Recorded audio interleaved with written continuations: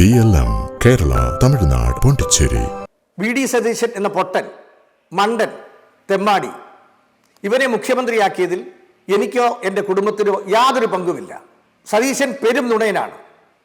വണ്ടൂരിൽ 5 പേർ മരിച്ചു കിടന്നപ്പോൾ തൊട്ടടുത്ത് കാപ്പിക്കട ഉദ്ഘാടനം ചെയ്യാൻ പോയില്ലേ മുഖ്യമന്ത്രി? ഫ്രൂട്ട്സും വാങ്ങിക്കൊണ്ട് അമ്മായിയച്ഛനെ കാണാൻ സർക്കാർ ഹെലികോപ്റ്ററിൽ പോയില്ലേ മുഖ്യമന്ത്രി? ഇൻവെസ്റ്ററെ കാണാൻ രഹസ്യയാത്ര നടത്തിയില്ലേ ഈ സതീശൻ? പുനർജനിയിൽ കോടികൾ വെട്ടിച്ചില്ലേ? നാടകം കളിക്കാൻ തന്നേക്കാൾ വലിയ ഉടായിപ്പ് വേറെ ഇല്ല സതീശ. പോടെ വിവരം കെട്ട മുഖ്യമന്ത്രി. വി ഡി സതീശനെ കുറിച്ച് അടുത്ത കാലത്ത് സോഷ്യൽ മീഡിയയിൽ വന്ന കമൻറ്റുകളാണിത്, അഭിപ്രായങ്ങളാണിത്, ആരോപണങ്ങളാണിത്, കുത്തുവാക്കുകളാണ്, കുരയ്ക്കലുകളാണ്. ഈ സതീശനെ കുറിച്ച് ഇതിനേക്കാൾ മോശമായി സോഷ്യൽ മീഡിയയിൽ പല പോസ്റ്റും വന്നിട്ടുണ്ട്. നഗ്നചിത്രം വെച്ച് അതിൻ്റെ മുകളിൽ സതീശൻ്റെ തല വെട്ടിയൊട്ടിച്ച് ചില വ്യക്തികൾ ആഘോഷിച്ചു. അമ്മയ്ക്ക് പറഞ്ഞു, മരിച്ചുപോയ അച്ഛന് പറഞ്ഞു, ഇനി പറയാൻ വേറെ ആരുമില്ല. ഇത്ര അസഹിഷ്ണുത വി ഡി സതീശനോട് കാണിക്കേണ്ടതുണ്ടോ? സതീശൻ എപ്പോഴും പറയാറുണ്ട്, മാർക്സിസ്റ്റ് പാർട്ടിയെ തോൽപ്പിക്കാൻ എളുപ്പമാണ്, പക്ഷേ അവരെ തോറ്റു എന്ന് ബോധ്യപ്പെടുത്താൻ വലിയ പ്രയാസമാണെന്ന്. അതുപോലെയാണ് ഇപ്പോഴത്തെ വി ഡി സതീശൻ്റെ അവസ്ഥ. വി ഡി സതീശൻ മുഖ്യമന്ത്രിയായി, പക്ഷേ സതീശൻ ഇപ്പോഴും മുഖ്യമന്ത്രിയായി എന്ന് ബോധ്യപ്പെടുത്തുക വളരെ ബുദ്ധിമുട്ടാണ്. അതും പ്രതിപക്ഷത്തെയും വിമർശകരെയും, കോൺഗ്രസിനുള്ളിലെയും പുറത്തെയും. സതീശൻ മുഖ്യമന്ത്രിയായതിൽ അസഹിഷ്ണുത കാണിക്കുന്നവർ ഒരു കാര്യം മനസ്സിലാക്കണം. സതീശനോട് മാത്രം എന്താണ് ഇത്ര പക? ഏറെ നാളായില്ലല്ലോ, 2 മാസമല്ലേ ആയുള്ളൂ. ഭരിക്കാൻ അല്പം സാവകാശം കൊടുക്കണ്ടേ? ഇത്രയും വിമർശനങ്ങൾ ആവശ്യമുണ്ടോ? എന്തെല്ലാം കുത്തുവാക്കുകൾ! ഫോക്കസ് ചെയ്യുന്നതെല്ലാം മുഖ്യമന്ത്രിയെ. അത് എവിടുത്തെ ന്യായമാണ്? 1958 വിമോചന സമരം നടന്നപ്പോൾ മാത്രമാണ് EMSന്റെ നേതൃത്വത്തിലുള്ള ഗവൺമെൻറ്റിന് ബ്രീത്തിങ് ടൈം കൊടുക്കാതെ അന്നത്തെ പ്രതിപക്ഷം സമരം നടത്തി തുടങ്ങിയത്. അത് ആ സർക്കാരിനെ പിരിച്ചുവിടൽ കലാശിച്ചു. അതിനുശേഷം മാറി വന്ന സർക്കാരുകൾ പലവരും മാറി ഭരിച്ചു. 1 വർഷമെങ്കിലും ബ്രീത്തിങ് ടൈം കൊടുക്കാതെ ഒരു പ്രതിപക്ഷവും സമരം നടത്തിയിട്ടില്ല. നമുക്ക് ആ ചരിത്രം ഒന്ന് പരിശോധിക്കാം. കരുണാകരൻ 82-87 91-95 ഇവിടെ മുഖ്യമന്ത്രിയായി അധികാരത്തിൽ ദീർഘകാലം നിന്നത്. ഈ സമയത്ത് അന്ന് പ്രമാണിമാരാണ്. പിണറായി ഒന്നും നേതൃത്വത്തിലില്ല. VS അച്യുതാനന്ദനും ML ലോറൻസും ബാലാനന്ദനും EK നയനാരും PV Kunhikannan അങ്ങനെയുള്ള മഹാരഥന്മാരാണ്, പുത്തലത്ത് നാരായണൻ ഉൾപ്പെടെ അവിടെ മാർക്സിസ്റ്റ് പാർട്ടിയുടെ നേതൃത്വത്തിലുണ്ടായിരുന്നത്. ഇവരാരും പിറ്റേ ദിവസം മുതൽ സമരം നടത്തി തുടങ്ങിയിട്ടില്ല. ഏത് ഗവൺമെൻറ് വന്നാലും ഒരു ബ്രീത്തിങ് ടൈം കൊടുക്കും. അത് ജനവിധിയെ അംഗീകരിക്കലാണ്. അതിനുശേഷം നയനാർ 87-91 96-2001 അധികാരത്തിൽ വന്നു. ഈ ദീർഘകാലം അധികാരത്തിൽ വന്ന ഈ സമയത്ത് നയനാർക്കും കിട്ടി ബ്രീത്തിങ് ടൈം. അന്നത്തെ പ്രതിപക്ഷം കരുണാകരൻ ഉൾപ്പെടെയാണ്. അവരാരും നയനാരെ മുൾമുനയിൽ നിർത്തി 1 വർഷം കൊണ്ട് താഴെ ഇറക്കാനുള്ള സമരം നടത്തിയിട്ടില്ല. അധികാരത്തിലേറി 1 വർഷം, 1.5 വർഷം, 2 വർഷം കഴിയുമ്പോഴാണ് അടുത്ത തെരഞ്ഞെടുപ്പ് അടുക്കും, പഞ്ചായത്ത് തെരഞ്ഞെടുപ്പെങ്കിലും അടുക്കും. ആ സമയത്ത് രാഷ്ട്രീയ സമരങ്ങളുമായി രംഗത്ത് വരും. AK Antony 2001-2004, VS 2006-2011, Oommen Chandy 2011-2016. ഞാനൊരു കാലഘട്ടം പറഞ്ഞതേ ഉള്ളൂ. ഈ സമയത്തൊക്കെ പ്രതിപക്ഷം, അന്നത്തെ പ്രതിപക്ഷം, അത് കോൺഗ്രസ് ആയിരുന്നാലും മാർക്സിസ്റ്റ് പാർട്ടി ആയിരുന്നാലും ബ്രീത്തിങ് ടൈം കൊടുക്കുമായിരുന്നു. ആ സർക്കാരിന് അവരൊന്ന് പെർഫോം ചെയ്യട്ടെ, ചെയ്തു കഴിഞ്ഞ് അവരുടെ കുറ്റങ്ങൾ പറയാം. ആ ഒരു അവസ്ഥ എന്തുകൊണ്ട്, ആ ഒരു പ്രിവിലേജ്, ആ ഒരു സൗകര്യം വി ഡി സതീശന് മാത്രം നിഷേധിക്കപ്പെടുന്നു? ആരോപണങ്ങളെക്കുറിച്ചൊന്ന് പരിശോധിക്കാം. വി ഡി സതീശൻ പൊട്ടനും മണ്ടനും തെമ്മാടിയുമാണോ? ലോ അക്കാഡമിയിൽ പഠിച്ചുകൊണ്ടിരിക്കുന്ന മുതൽ 10-30 വർഷമായി കാണും എനിക്ക് വി ഡി സതീശനെ അറിയാം. വി ഡി സതീശൻ പൊട്ടനല്ല, മണ്ടനല്ല, തെമ്മാടിയല്ല. ഒരു സംഘടന രംഗത്തും KSU പല സമരം നടത്തിയിട്ടുണ്ട്. ലോ അക്കാഡമിയിൽ അങ്ങോട്ടും ഇങ്ങോട്ടും സംഘർഷം നടത്തിയിട്ടുണ്ട്. അവിടെങ്ങും വി ഡി സതീശൻ ഒരു ഗുണ്ടാ ലിസ്റ്റിൽ പെടുകയോ ഒരു അക്രമത്തിൽ കാര്യമായി പ്രതിയാവുകയോ അല്ലെങ്കിൽ പരിക്കേറ്റ് അടികൊണ്ട് അല്ലെങ്കിൽ അടിച്ച് ആൾക്കാരെ പരിക്കേൽപ്പിക്കുകയോ ചെയ്തതായിട്ട് എൻ്റെ അറിവിലില്ല. അതോടൊപ്പം തന്നെ ബുദ്ധിമാനാണ്, ആത്മാർത്ഥതയുള്ളവരാണ്. കൂടെ പഠിച്ചവരോട് ഇപ്പോഴും ആത്മാർത്ഥത കാണിക്കുന്ന, കോൺഗ്രസിലെ സഹപ്രവർത്തകരോട് ആത്മാർത്ഥത കാണിക്കുന്ന, ജഗമൊക കാണിക്കാത്ത ആളാണ് വി ഡി സതീശൻ. മറ്റൊന്ന്, വണ്ടൂരിൽ 5 പേർ മരിച്ചു, അവിടെ പോകാതെ കാപ്പിക്കട ഉദ്ഘാടനം ചെയ്യാൻ പോയില്ലേ? മുഖ്യമന്ത്രി യൂസഫ് അലിയുടെ ലുലു മാത്രമേ ഉദ്ഘാടനം ചെയ്യാവൂ എന്നുണ്ടോ? പാവപ്പെട്ടവരുടെ കാപ്പിക്കട ഉദ്ഘാടനം ചെയ്താൽ ആകാശം ഇടിഞ്ഞു വീഴുമോ? അതിനുവേണ്ടി പോകണം. ഒരു ചായക്കടയിൽ കയറി ചായ കുടിക്കുന്നവരാകണം മുഖ്യമന്ത്രി. ഒരു പുതിയ ആശയമായി ഒരു ചെറുപ്പക്കാരൻ വന്നാൽ കാപ്പിക്കടയായിക്കോട്ടെ, കപ്പലണ്ടിക്കടയായിക്കോട്ടെ, ഉദ്ഘാടനം ചെയ്യാൻ ആർജവം കാണിക്കുന്നവനായിരിക്കണം മുഖ്യമന്ത്രി. അല്ല പത്രാസ് കാണിച്ച് സമ്പന്നന്റെ മാത്രം കൊത്തളങ്ങളിൽ പോയി അവർക്ക് കുടപിടിച്ച് കൊടുക്കുന്നവനാകരുത് മുഖ്യമന്ത്രി. അതുകൊണ്ട് ഒരു കാപ്പിക്കട ഉദ്ഘാടനം ചെയ്യൽ ഒരു തെറ്റുമില്ല. പക്ഷേ അറിഞ്ഞത് 600 കോടി മുടക്കുന്ന ഒരു സ്ഥാപനമാണ് അന്ന് ഉദ്ഘാടനം ചെയ്തതെന്നാണ്. മാത്രമല്ല വണ്ടൂരിൽ അങ്ങനെ ഒരു 5 പേർ മരിച്ചിട്ടുമില്ല. എന്തിനാണ് ഈ കള്ളത്തരം പറഞ്ഞ് വി ഡി സതീശനെ കുത്തുന്നത്? അടുത്തത്, വി ഡി സതീശൻ പെരുന്നുണയനാണ്. അതുപോട്ടെ, അമ്മായിയപ്പനെ കാണാൻ ഹെലികോപ്റ്ററിൽ പോയില്ലേ? ഞാൻ ചോദിച്ചോട്ടെ, ഇവിടുത്തെ പാർട്ടി നേതാക്കന്മാർ പാർട്ടി കമ്മിറ്റികൾക്ക് ഡൽഹിയിലും മദ്രാസിലും മറ്റ് പ്രദേശത്തൊക്കെ പോകാറുണ്ടല്ലോ. അതൊക്കെ സ്വന്തം കുടുംബത്തിൽ നിന്ന് കാശെടുത്ത് ഫ്ലൈറ്റ് ചാർജ് എടുത്തിട്ടാണോ ഇവരൊക്കെ പോകുന്നത്? ഒരിക്കലുമല്ല. ഇവിടുത്തെ മന്ത്രിമാരും മുഖ്യമന്ത്രി എല്ലാ കാലത്തും ഡൽഹിയിൽ പാർട്ടി കമ്മിറ്റികൾക്ക് പോകുന്നത് സർക്കാർ ചെലവിൽ തന്നെയാണ്. മുഖം രക്ഷിക്കാൻ അല്ലെങ്കിൽ ആൾക്കാരെ പറ്റിക്കാൻ അവിടെ ഏതെങ്കിലും കേന്ദ്രമന്ത്രിയെ ഒന്ന് കാണും. ഇതാരെയും കിട്ടിയില്ലെങ്കിൽ കേരള ഹൗസിൽ റെസിഡന്റ് കമ്മീഷണറും അവരൊക്കെ ആയിട്ട് ചർച്ച നടത്തിയായിട്ട് ഒരു രേഖ ഉണ്ടാക്കും. അങ്ങനെയാണ് ടി എ വെട്ടിക്കുന്നത്. അങ്ങനെ എല്ലാ കാലത്തും ചെയ്തിട്ടുണ്ട് മുഖ്യമന്ത്രി. അതിൻ്റെ ഇടയ്ക്കൊരു സമ്മേളനം കൂടെ വെച്ചാൽ ഏത് ഹെലികോപ്റ്ററിലും പോകാം. ഇവിടെ ഏറ്റവും വലിയൊരു പ്രശ്നം അസുഖമായി കിടക്കുന്ന അമ്മായിയച്ഛനെ കാണാൻ ഹെലികോപ്റ്ററിൽ പോയി എന്നുള്ളതാണ്. പക്ഷേ അദ്ദേഹം പോയത് അതിൻ്റെ കൂട്ടത്തിൽ ഔദ്യോഗിക പരിപാടി ഉണ്ടായിരുന്നു. അതിനുശേഷം അദ്ദേഹത്തെ കൂടെ കണ്ടു എന്നത് വലിയൊരു അപരാധമായി കണ്ടെങ്കിൽ, ഇവിടെ ഇതിനു മുമ്പ് മുഖ്യമന്ത്രിമാരൊക്കെ ഹെലികോപ്റ്ററിൽ യാത്ര എവിടെയൊക്കെ നടത്തിയതിൻ്റെ ലിസ്റ്റ് സർക്കാരിൽ കാണും, വിവരാവകാശത്തിൽ കാണും, ചോദിച്ചാൽ കിട്ടും. അവരൊക്കെ എവിടെയൊക്കെ യാത്ര ചെയ്തു, അവരുടെ ലോഗ് ബുക്ക് എടുത്ത് നോക്കിയാൽ മതി, അവിടെ ഇറങ്ങിയ ശേഷം എവിടെയൊക്കെ പോയി എന്നറിയാൻ. അപ്പോൾ മനസ്സിലാകും സതീശൻ വലിയ അപരാധമല്ല ചെയ്തതെന്ന്. മറ്റൊന്ന്, രഹസ്യയാത്ര ഇൻഡസ്ട്രിയെ കാണാൻ. പണ്ട് കരുണാകരൻ മുഖ്യമന്ത്രിയായിരുന്നപ്പോൾ ഒരു രഹസ്യയാത്ര നടത്തി ബോംബെക്ക്. അന്ന് വിഷ്വൽ മീഡിയ ഇല്ല, പത്രങ്ങൾ മാത്രമേ ഉള്ളൂ. അന്നത്തെ ക്യാബിനറ്റ് ബ്രീഫിങ്ങിൽ മുഖ്യമന്ത്രി എല്ലാ ആഴ്ചയിലും നടന്ന ക്യാബിനറ്റ് ബ്രീഫിങ്ങിൽ 8-10 പേരെ കാണൂ പത്രക്കാർ എന്നോർക്കണം. അതിലൊരാൾ ഞാനായിരുന്നു.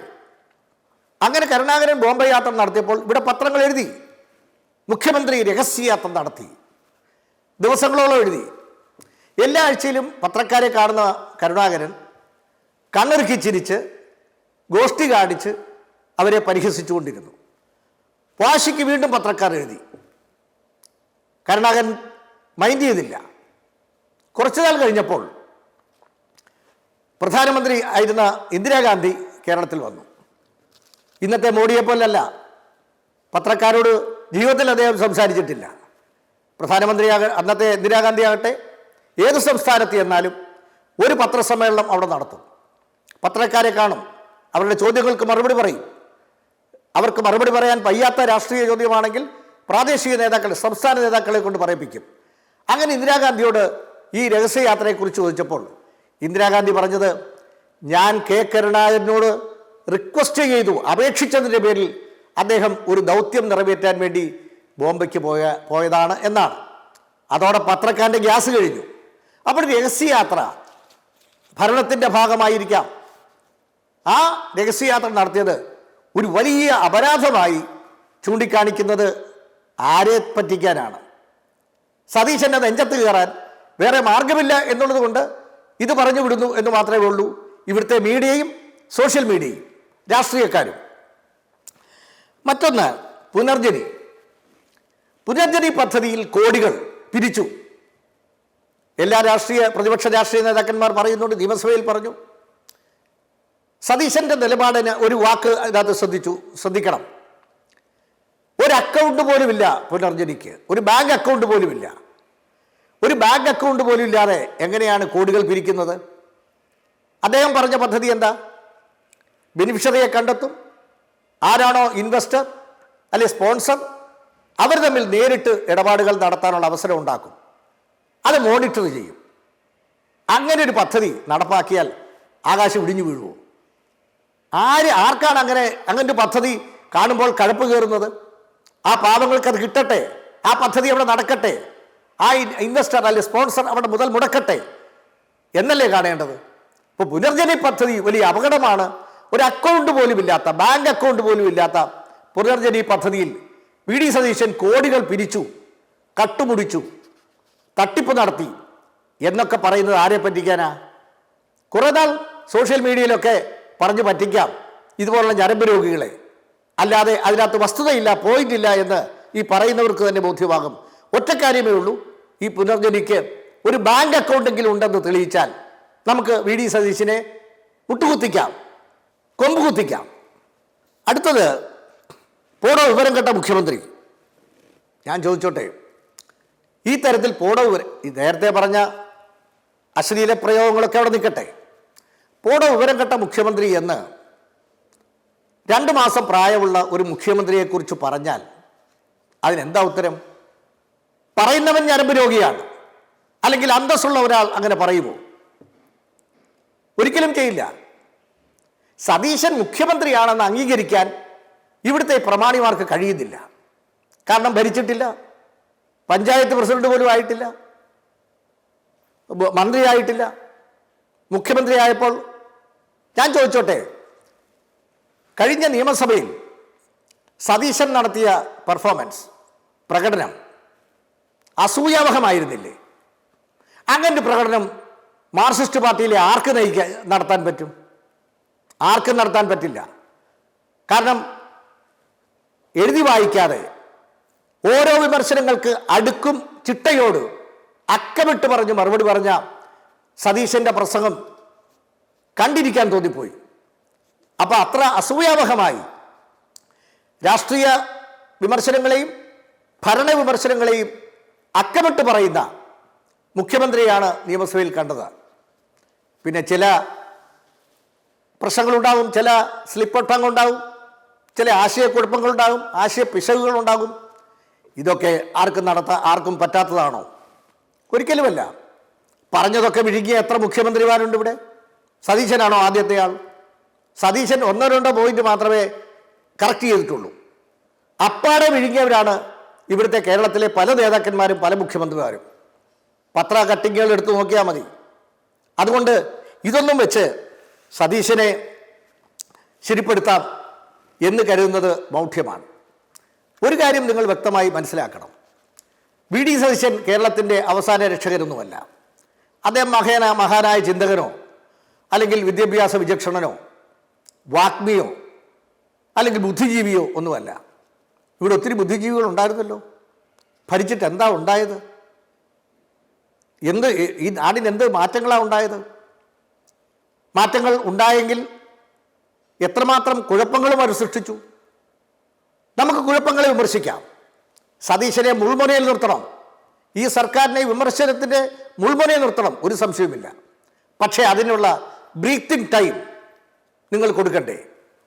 ബ്രീത്തിങ് ടൈം കൊടുക്കണം. ഇവിടെ പ്രളയം വന്നു, പ്രളയം മുഖ്യമന്ത്രി കാപ്പി കുടിക്കുക, ഒരു പൊന്നാനിയിൽ സദ്യയ്ക്ക് പോയി. പൊന്നാനിയിൽ സദ്യയ്ക്ക് പോകരുതെന്ന് എഴുതി വെച്ചിട്ടുണ്ടോ? പൊന്നാനിയിൽ സദ്യയ്ക്ക് പോയി എന്താ? ഒരു സുഹൃത്തിൻ്റെ രാഷ്ട്രീയ നേതാവിൻ്റെ വിവാഹത്തിനാണ് പോയത്. എന്നാൽ അത് ഫോട്ടോ എടുക്കാൻ അനുവദിച്ചതാണോ തെറ്റ്? പല നേതാക്കന്മാരും വിഭവസമൃദ്ധമായി കഴിക്കുന്ന നേതാക്കന്മാരാണ്. മീനും ചിക്കനും ഒന്നും ഇല്ലാതെ ആഹാരം ഇറങ്ങാത്ത നേതാക്കന്മാരാണ് പല പക്ഷത്തും ഉള്ളത്. അവരൊക്കെ ഒന്നാന്തരമായി കൃത്യസമയത്ത് ഫുഡ് കഴിക്കുന്ന, കൃത്യസമയത്ത് ഉറങ്ങുന്ന നേതാക്കന്മാർ പലരുമുണ്ട്. അതിനിടയ്ക്ക് ഒരു ഭക്ഷണം കഴിച്ചപ്പോൾ അത് ഫോട്ടോ എടുക്കാൻ അനുവദിക്കാതെ പോലീസിനെ കൊണ്ട് മാറ്റി നിർത്തുന്ന, മുറിക്കകത്ത് കഥ കടച്ചിരുന്ന് ഒരാളെ പോലും കയറ്റാത്ത പ്രമാണിമാരും ഭരണാധികാരികളും ഒക്കെ ഉണ്ടായിരുന്ന ആളാണിത്. പക്ഷേ അതിനുശേഷം സതീശൻ എല്ലാ പ്രളയസ്ഥലത്തും പോയില്ലേ?